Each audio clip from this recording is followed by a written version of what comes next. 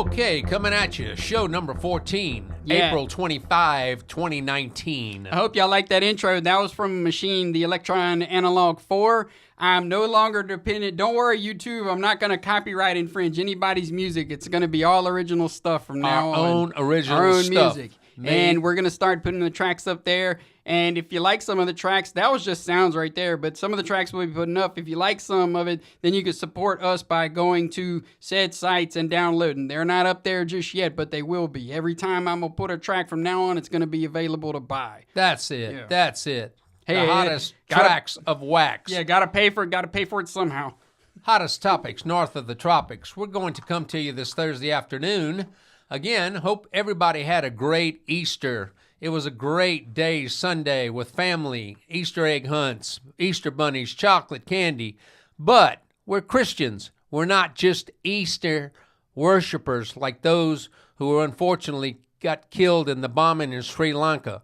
Christianity is under attack. Hillary, whoever else, the Democrats said that it was Easter worshipers, not giving acknowledgement that it was terrorists that are doing that. But Obama never gave any acknowledgement to the terrorists who were doing, Islamic terrorists, that is, trying to take over and bomb and espouse their religion in their way. I want you to think of something really good. And here we are. I'm about to get us into trouble. I want you to think of something really good. Who stands to benefit from Christians being under attack? Who stands to benefit? I'm asking you. Do you know? Well, the devil.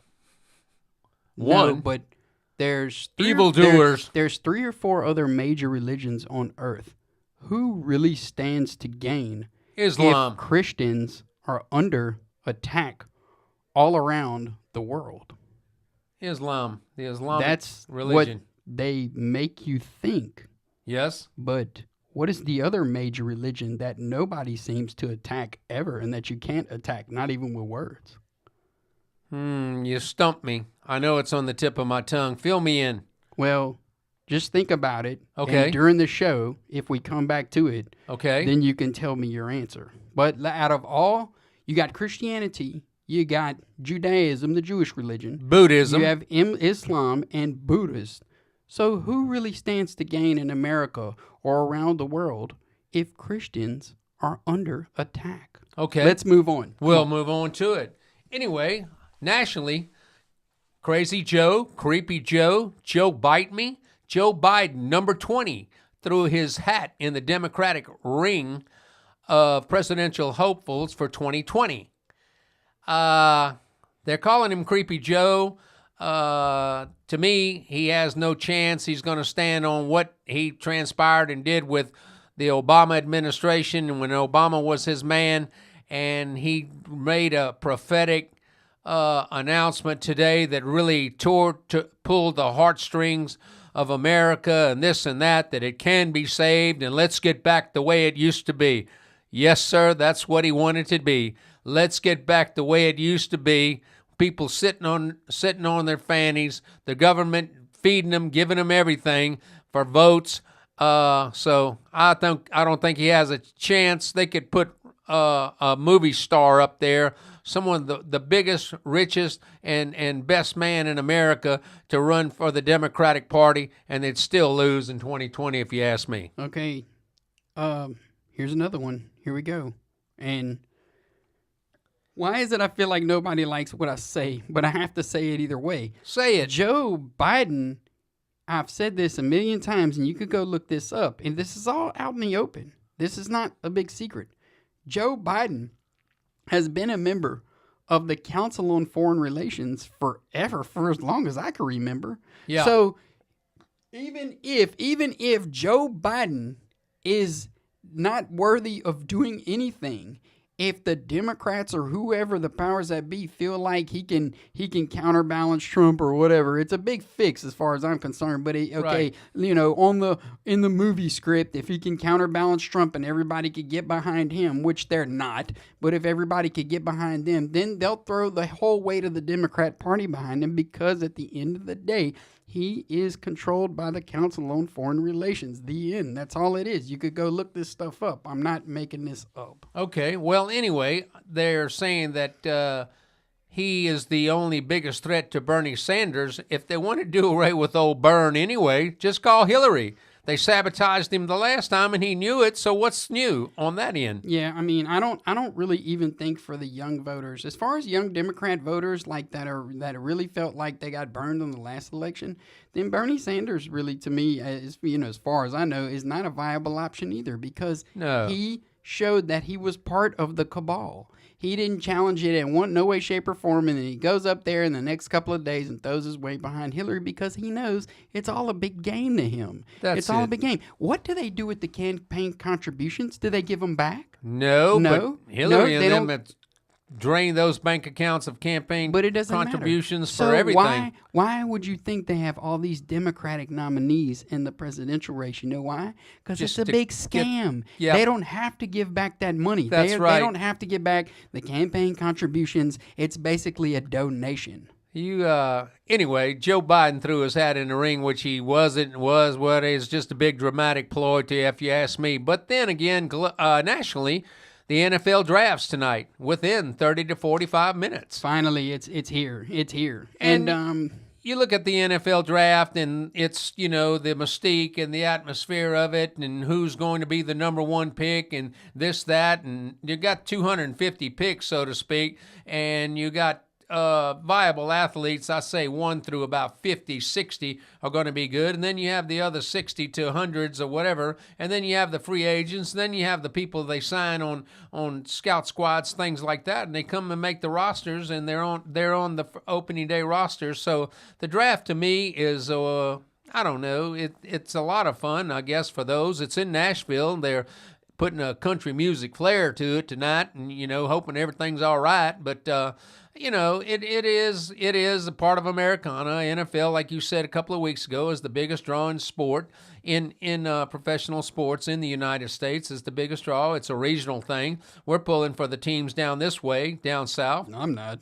We're pulling for the Oakland Raiders. You're pulling for the Saints. Okay. I know you're not pulling for the Saints. No, nor the Cowboys. But listen, the Raiders have the number 4 pick and the number 22 and the number 25 pick. Yeah, so I'm sure they'll waste that Raider hat on. I'm sure they'll for the first round. That's 3 picks in the first round. I'm sure they'll waste it. They'll trade one away for like a 8th round pick in 2020. Yeah, and they'll trade some away, and then they'll get some guy you've never heard of at wide receiver. Right. And they'll get another guy you never heard of at linebacker, and you're like, wait, I thought they wanted to win. They're like, nah, we're just content with being at the bottom. Because their logic, I mean, I'm convinced, is kind of like what the Browns did. Right. Let's just get so bad, so like 5, 6, 7, 8 years in a row, we can get the number 1 draft pick, and those guys in 5, 6, 7 years won't be over the hill. And you'll have all these Star Wars, who are NFL first rounders, I mean, top 5 first 32, round, and we could have a team like that in 6, 7, 8 years. Well, then again, like I say, the mystique, and everybody's pulling for Kyler Murray to be picked first. That'd be the first time a Heisman Trophy winner, 2 Heisman Trophy winners have been picked in the first round, which is, when they get to that point, pros, I mean, I hope they do good. They'll be making their millions and stuff like that, but if I'm Cliff Kingsbury and I'm the Arizona Cardinal organization, I'm going to try to pick the best athlete, which would be, to me, offensive powwow punch would be Kyler Murray or Joey Bosa, but I think he's going to be the number 2 pick and probably go to the San Francisco 49ers, so good luck with that. Yeah, San Francisco, my heart is with you. I'll be watching you when I can. When y'all ever ready to start putting good product back on the field, I'll start driving to the venues. Get Joe Montana back, I always say. I've seen the Raiders. I saw the Raiders in 2016 at the Dome. I saw the 49ers at the Dome a few years back. I went to the Super Bowl fan day when the Super Bowl was in New Orleans. Now, that was fun. Brought my son to get my some stuff signed. Yeah, he's got a jersey signed with Joe Montana, and I got a picture of that, and it was really great. That's great. Well, that's the first segment. Well, first segment, we're coming up on it. Look, if you like what you see, of course, always subscribe. Hit the bell notification. Below, we're going to post some links what we're going to be talking about later on in the show and coming back from the break. If you tire of us, you can always click that link and go watch something that's really informative. we're going to get better here while the show goes on. We got some local stuff to toss around, and this is, like I said, about Toss the it NFL around. draft. And I haven't heard Little Joe's top topic, but we're going to see, Little Joe, what's your top topic? I don't know. We'll find out in the break. See y'all in a little bit. Okay.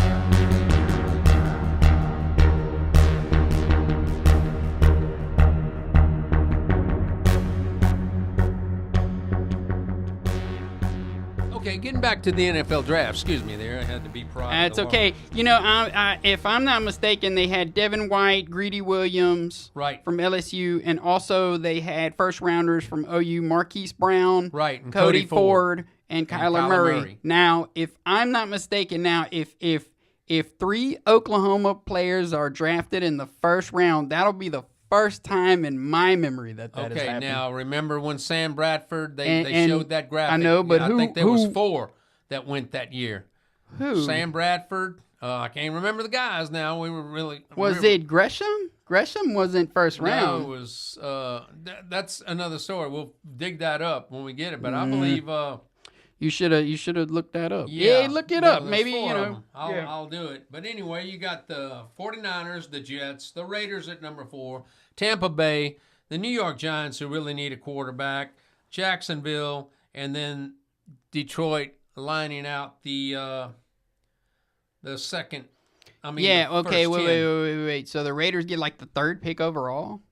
Second Fourth. or 3rd pick? Oh, 4th pick overall. 4th. And the top draft picks are Kyler Murray, Nick Bosa, Ohio State, Quinnen Williams, Alabama, Jonah Williams, Alabama, defense and offense, Josh Allen, defensive lineman from Kentucky, cornerback Byron Murphy, D-line Jerry Tillery from Notre Dame, never heard of him, Jeffrey Simmons, D-line from Mississippi State. Now you get to Ed Oliver, number 11 at D-line from University of Houston. You got Devin White. You got Andre Dillard, defensive tackle. You got an edge rusher, Brian Burns. You know from that Florida dude State. from Houston, was that A probably... monster. Remember we seen him? No, I know. He was number 10. Is that a Tom Herman recruit? Yeah. Was that a Tom Herman recruit? Yeah. How long's Herman been there now? 2 Well, that years? was This his is his first year. 3rd year? Yeah.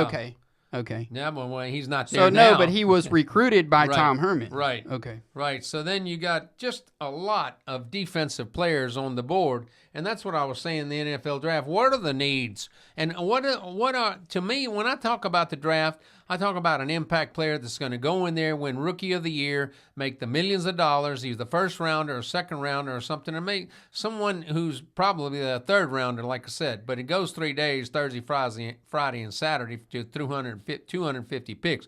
But anyway, long story short, I can't remember a last impact player. Maybe you can help me out there that made Rookie of the Year, that stood out, that's been to the Super Bowl his second or third year. Do you? I don't follow the NFL that much. Do you know of anybody that? I'd have to sit there and really think about it. I mean, I don't think we got the time to sit there and really No. think about it. Oh, Cam Newton. Yeah, Cam Newton. Yeah. It yeah. always, if it is anybody, it's like Right. a quarterback or running back. Right. Because, I mean, quarterback is the queen of the chessboard. Right, I mean, right. everybody knows that. Come on. I was talking to Big Steve today, and he was telling me about, a baseball pitcher has more longevity in the NFL than a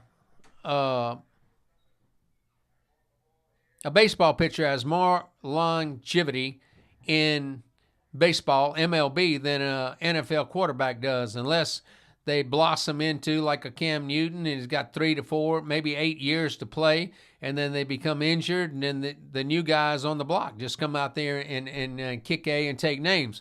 So I would hope that Murray gets picked first just to set the record, the precedent. Baker Mayfield last year, Heisman Trophy winner, first-round draft pick, first number one, first pick, and then Kyler Murray would do it too. But I won't lose sleep over it because if you're an NFL team, NFL manager, and what the front office, your fans and stuff like that, you're going to have to draft in your needs to make your team better.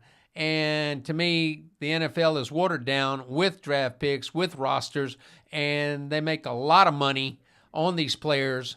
And some make a lot of money. Some of the players do, and some don't. And they're marginal players, and they just to fill the stadium with talent that they could possibly find in other leagues and that are around, and other draft picks, free agents, roster players that they get in and out. So, I mean, like I said, I've told you before, I feel that the NFL is watered down entertainment except for the big major stars, but it is one of the biggest money-grabbing, money-making sports in America. Yeah, but I mean, people watch like stupid stuff too.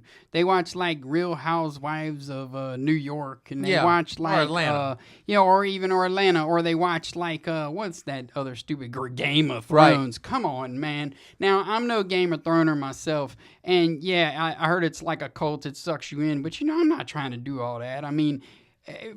College football is enough for me. College basketball is too much. I have a life. I don't have to keep up with the sports. I'm going to be the sports dork at the party. All he can do is talk about sports. You know? Yeah. And then I call it ESPN. I call it, instead of Sports Center, I call it Dork Center because that's what all the dorks watch. They go home and watch ESPN, and they leave it on ESPN. I like the highlights. I turn it off. And then all they're able to talk about is stuff they see on ESPN. And that's what, okay, so if you're letting ESPN dictate your sports life to you, then you got issues, dude. I'm sorry. Well, would that be the same as, are you trying to say it would be the same as saying if you let CNN Yeah, no. govern your life? Don Lemon says. Anybody at this point, if you have anything of a brain, should not be watching CNN, NBC, Don't watch CBS, all the CIA alphabet-controlled media. You're not supposed to be watching that anymore if you really want to know what's going on. Now, if you want to live in fantasy land, and if you want, like, basically a government infomercial thrown at you every night, then by all means, watch that stuff. That's it. And and this is another thing I wanted to say. Y'all know who really is the CIA? Who started the CIA? When did it start? No, I'm just saying, when did it start? Why did it start? Who really runs it? Go answer those questions, and you'll have a much clearer understanding of what's really going on in America. I'm sorry. I can't hold back anymore, dude. Okay, I know you can't, but I mean, I don't think the people think of the CIA as much as they do the FBI. The FBI is always out there. You never hear anything about the CIA. Yeah, they're corrupt as all hell. But anyway, they're out there training troops, the dealing FBI with the cartels, all that other covert action going on. But listen, let's get to the local end. That weather we missed today, which is Thursday. Again, we had severe weather reports were going to damage us here down in Baton Rouge. That went to North Louisiana, and sorry to say that tornadoes up there ripped the city of Ruston up in North Louisiana, and 2 people were dead as a result of it, a mother and a child. So we wish them sympathies and condolences to that bad weather. It happens here all the time. I always shudder to think, and it seems like it gets bombarded by the local news casters and stuff like that, and the weather reports that we're going to have severe weather, this or that, batten down the hatches. Only thing I worry about where I live here in Denham is the floods, and the water came up past our sidewalk the last big rain we had. But listen, I wanted to say that the state legislature had some sense, and I know that's kind of hard to say about legislature's government here lately, but they actually did something worthwhile? Yes, they're going to quash. They must have really had some pressure. Yeah, they're going to quash and not name I-10 corridor running from Texas to Florida or Texas to Mississippi. They're not going to name it the Who Dat Nation Highway. Oh, my God. They're going to put the signs up. This is the home of the Who Dat Nation. See, that's the type of stuff that they can all agree on and then, like, pass and, like, do something about. See, that's what's wrong with them. That actually came up in a Senate bill. Yeah. That actually came up in a Senate or House or whatever it is.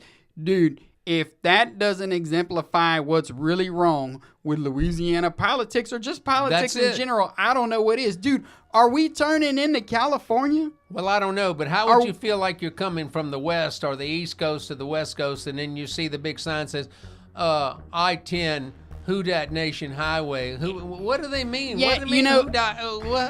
Unless you're coming from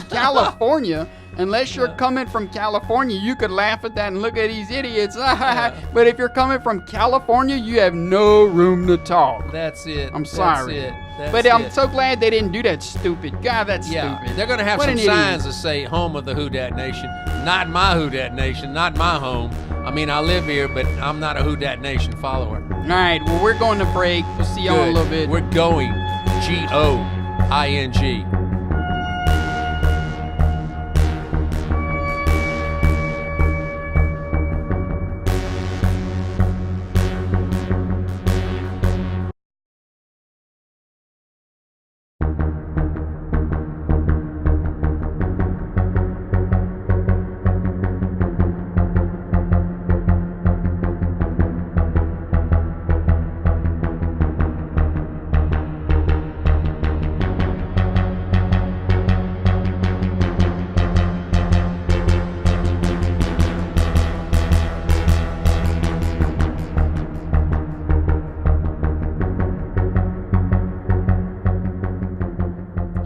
Just coming back from the break, okay, let's go ahead and start this thing.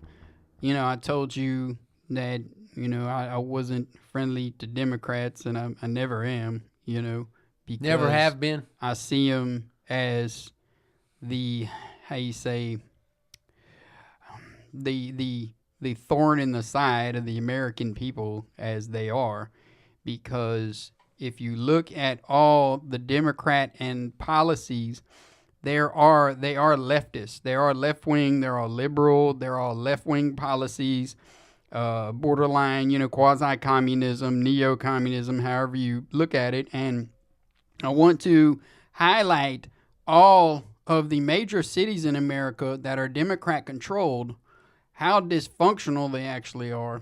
Let's take New Orleans, for example, or Chicago, Baltimore, or Miami, San Francisco, or San Francisco, Sacramento, not Sacramento, I'm sorry.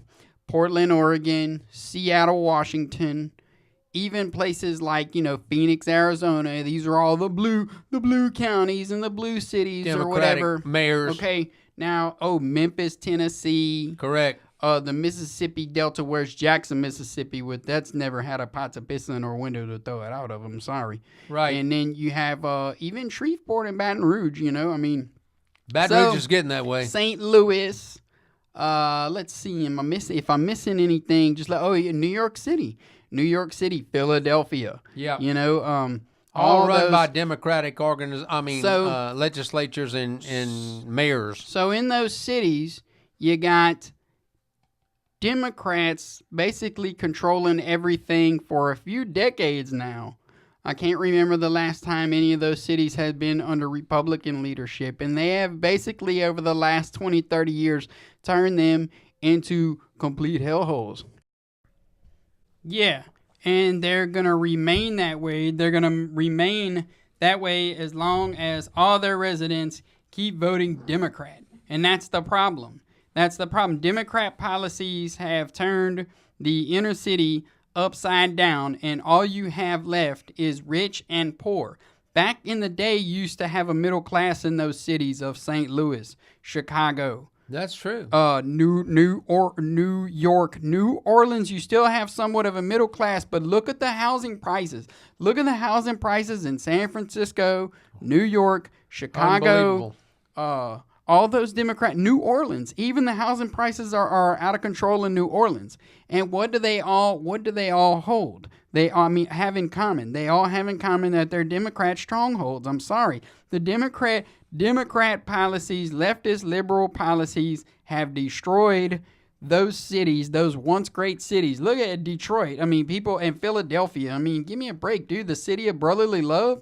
Go watch some of the stuff on the recent Philadelphia. It's not pretty, and all you have is a rich elitist type class that can afford to keep the city afloat and afford to keep their, all these corporations that, get money taken from them to support the lower class. And you have two classes. And then in the suburbs, you have the middle class and the upper middle class. And the suburbs really aren't connected to those cities. All like around Chicago and stuff. That's not part of the city of Chicago. No. That's not a part of the city of Memphis or the city of Miami. Those are the suburbs. They don't, you have the middle class out there. And it just, the point I'm trying to make is with the crime and the corruption, and it just keeps getting worse. And what is the recurring theme in all those cities? They always, every time, vote Democratic. And they still haven't figured it out that the Democratic Party of today is not the Democrat Party of 30 or even 20 years ago. 20 years ago. So, I mean, so the most you could do is quit digging when you're in a hole. Start finding who the quasi-Republicans are, which they all probably ran them out of town already, or either that or just move. And it really, really will truthfully be in those cities, rich and poor. Because you won't be able to afford to live there. That's what they want. And the Californians that they are. And the people from Seattle and Portland will keep migrating east to Texas and Nevada and Utah, and and that's where they're going to set up shop. I'll interject there, little Joe. Even in old Nutty Nan's San Francisco, I left my heart in San Francisco. You got to watch where you're walking in San Francisco because they have people poop reports. There waves more human excrement on the sidewalks and streets of San Francisco than there is dog poop.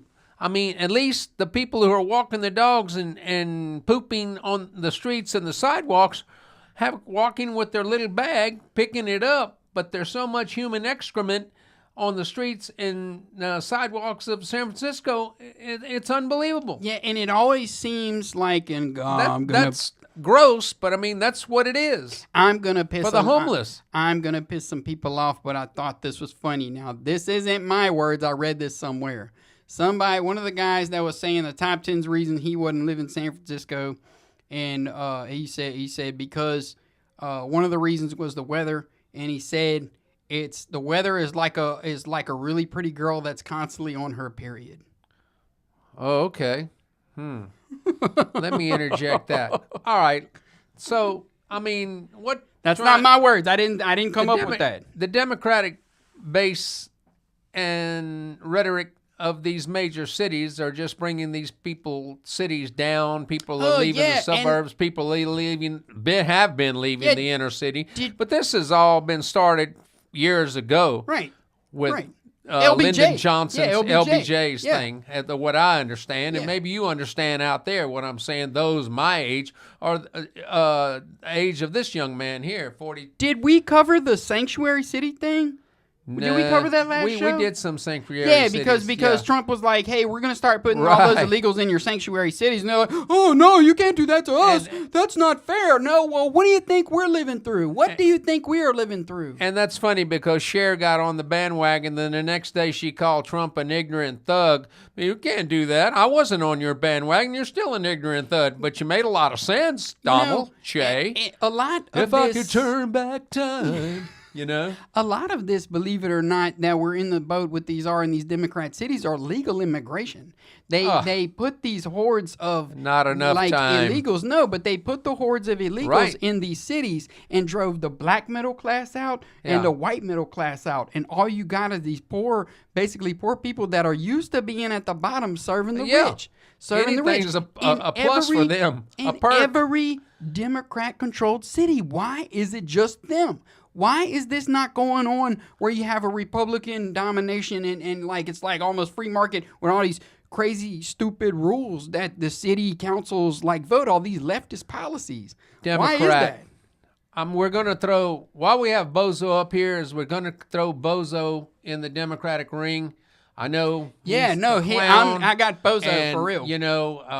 He may get a vote. He did some good shows back in the day, but and he's from Chicago. And then we have SpongeBob, who's a reputable Republican down from Bikini Bottom, and I know he's pro-Republican, whatever. We got him, so we're going to see who wins You people could vote Republican or go Democrat, whatever you think you might do. I'm bozo. But, you know, this that's is what where they we got wanna the idea do. for Krusty. I guarantee this is where they got the idea for Krusty. Of course. You know, But Krusty's anyway. Jewish, which brings us to our next thing. Look, I said it at the start of the show. He's going to cap The that. reason, recap the reason that. why, okay, Christians, they're after Christians because who stands to benefit? I'm sorry, the Jewish religion. They stand to benefit the most. That's it. That's it. You Makes just leave it sense. right there. It All right. makes sense.